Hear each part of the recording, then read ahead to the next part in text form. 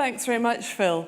Hopefully you've all got your phones in your hands, and hopefully most of you have managed to get onto the Wi-Fi and onto Slido. I know I was struggling slightly. The problem is when you've got 350 people all piling onto Slido, it does slow down. But I want to start off with my Slido questions, if I could have those up on the screen. And I want you to be honest now. I'm going to ask you 2 questions. Don't tell me what you would like to be having happen at your organisation. Tell me what's actually happening. So my first question is, does your CEO believe your wellbeing strategy helps to drive your organisation's business strategy? I mean, do they really? If they do, go for yes. If you go, well, not really, go for no, please.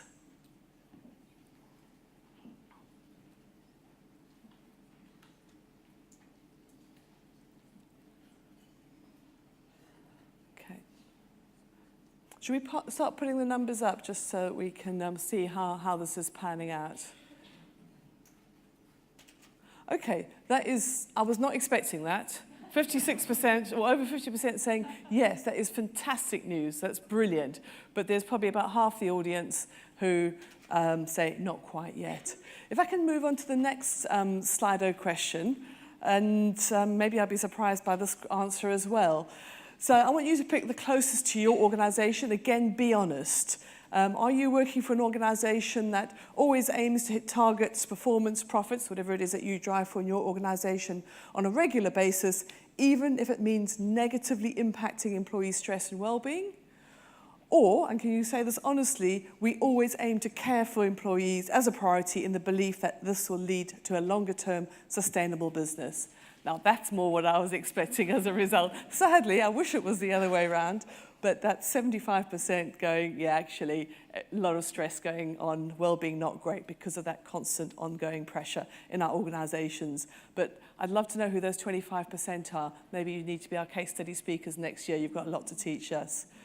So, brilliant. Well, so, to move on, so you've come along today expecting to hear about well-being, which is fair enough. You've come along to an Employee Wellbeing Congress. And I want to start the day talking about asset managers, investors, and CEOs. No, we haven't carefully disguised this conference and turned it miraculously into a pensions investment conference. There is a link. But I want to go slightly off-piste and come up this angle of workplace well-being from possibly a different angle to many of our speakers today.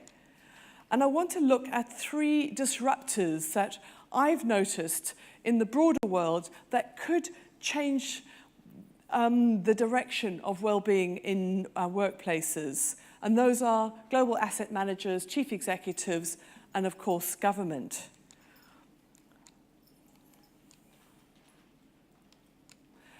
First up are the asset managers. Now, I can't assume that everybody in this room knows what an asset manager does.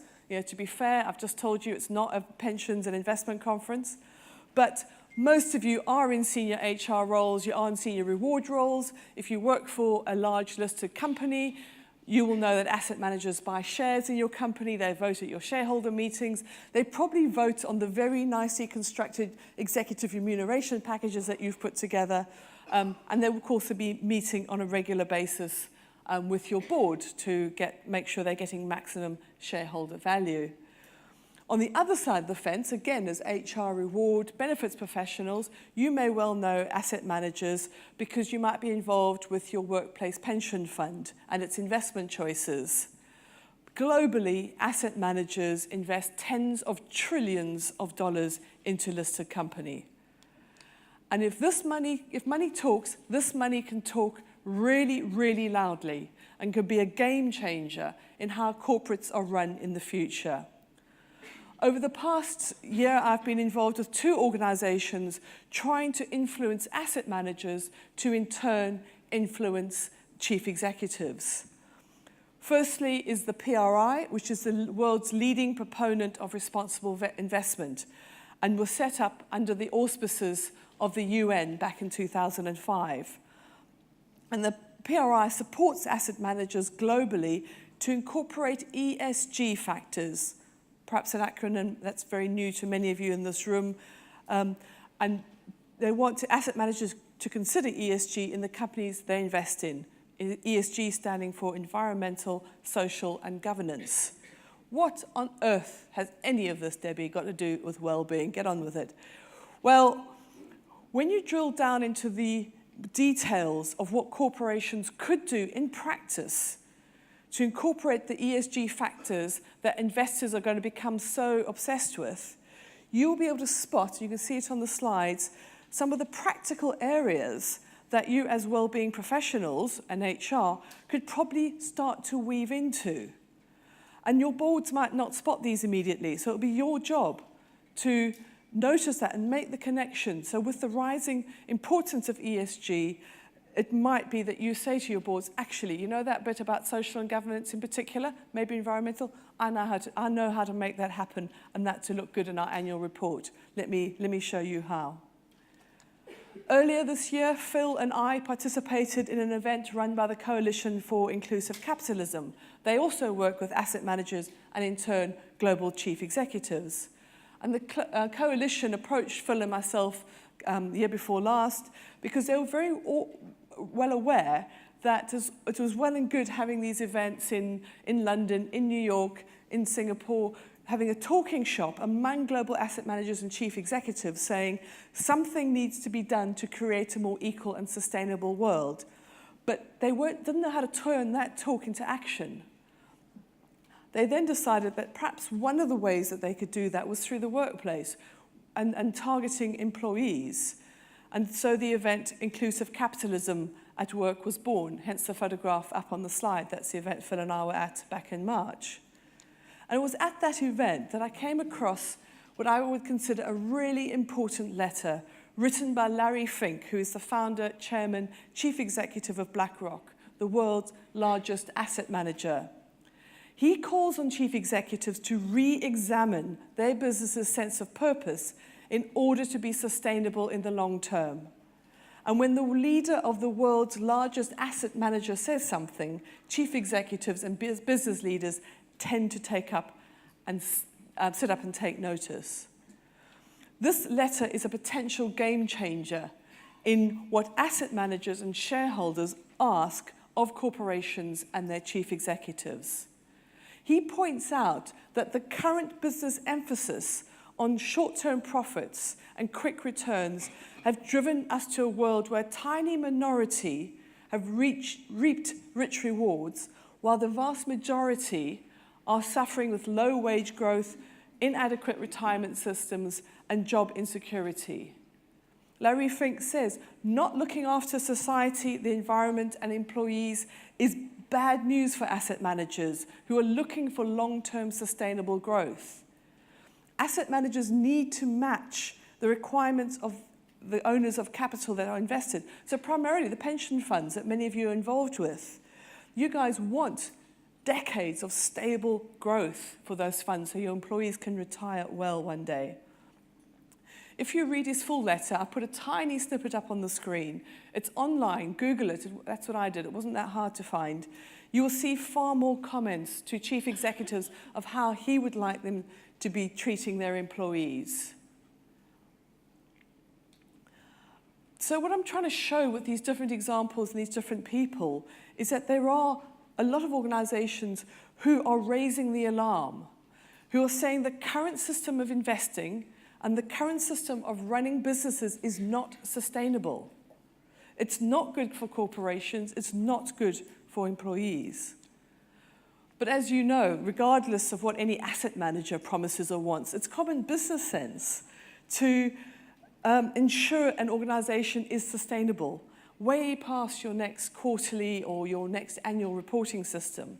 You know, think about it. The typical value of a 2018 corporation is largely tied up in its brand and its employees. Only a tiny minority of corporations still own enough assets, physical assets, for those to be their core value. And so we see a potential where maybe what will happen is that CEOs will be pushed into running sustainable businesses in the future rather than always having to chase those short-term results. Earlier this year, I interviewed 4 chief executives for the research report that you've all received today on your seats. And These interviews are published in the Employee Wellbeing Research 2018. The first chief executive I spoke to was Andy Briggs, who's chief exec at Aviva, a company well known for looking after the well-being of their own staff. And he said to me, "We are convinced that a happy and healthy workforce will serve customers better, enabling us to generate better return for shareholders." While Scott Gardner, chief exec at Cisco, said, "Our technology changes the world, but our edge doesn't come from technology, it comes from our people." He points out that the world is moving so fast that in 5 years' time, 40% of leaders across many industries will be displaced because of the pace of change. He says that at Cisco, they fundamentally believe unless you focus on ensuring your people are at their best, the adaptability of your business will suffer. I might add, Cisco won some of our awards at the Employee Wellbeing Awards earlier this year, back in February, and we've got Cisco speaking on our program later today. And with a leader like that, you can see why they're doing so well on the employee wellbeing side. Those of you who were at this Congress last year would have heard Peter Simpson of Anglian Water speak. And just to add, Peter won the Visionary Award at our inaugural Employee Wellbeing Awards this year. I interviewed him in January, and he said, "From a business point of view, it is pretty clear to me. We get fitter, happier employees who are more productive, deliver a better service, and who make better decisions in terms of risk." My fourth CEO I spoke to was Frank O'Neill of Swiss Re, and he said, "Overall, we wanted to improve workplace performance with well-being. That translates into financial performance, productivity, quality of output, and ultimately better employee engagement. Our company motto is, we make the world more resilient. If we don't have a resilient workforce, then our claim to try and create global resilience is a bit empty." So just to step back and look more broadly at the research that we did this year. Many of you would have filled in the survey for us. Thank you so much. We really appreciate it. So across the 250 respondents, what did you tell us about how committed your boards are to employee well-being? Well, the good news is that 2/3 of you said that your boards support the well-being agenda at your organization. But it's very telling that just 1 in 13 say that your board leaders drive the well-being agenda. That's at 7.7%. So it looks like most boards think well-being is a good idea, but they tend to leave it to the HR, the benefits, the well-being department to get onto it. Few boards seem to realize currently just how much of a key business driver well-being could be. And that's the challenge to us in the room today, to change our language around well-being when we speak upwards to our boards and to our chief executives. Make the links for them to those business drivers. Think about the words your boards, your chief executives, your shareholders are using, and take the keywords perhaps from the quotes I read earlier if you're starting at this quite new. They're in the report as well. Use them, apply them as appropriate to your organization. What I'd like to touch on before I finish speaking is the third player in the room that's also shifting the agenda more widely on workplace well-being, and that is government. I'm not going to go into detail on this because we do have Angus Gray of the Work and Health Unit speaking shortly in much more detail. But I'm sure you are aware, there are huge pressures on the UK's health and care systems. So we can expect government to be asking more of employers to deal with the various issues that are being faced by the UK. Anyone reading the Stevenson Farmer report, Thriving at Work, which came out in October, will have seen that written down very clearly. So in conclusion, I would say three takeaways. Use the thinking from CEOs who lead the way on well-being to demonstrate to your own leaders how to use well-being to create a sustainable, resilient, and productive organization. Speak the language of your board to help them meet increasing ESG and sustainability pressures from asset managers and pension funds. Be prepared for the government to start asking more and to tackle issues such as mental well-being. Those of you sitting in the room from the public sector, you've already got that challenge in front of you. How long before the private sector are also obliged by government to do more on well-being in the workplace? Thank you very much.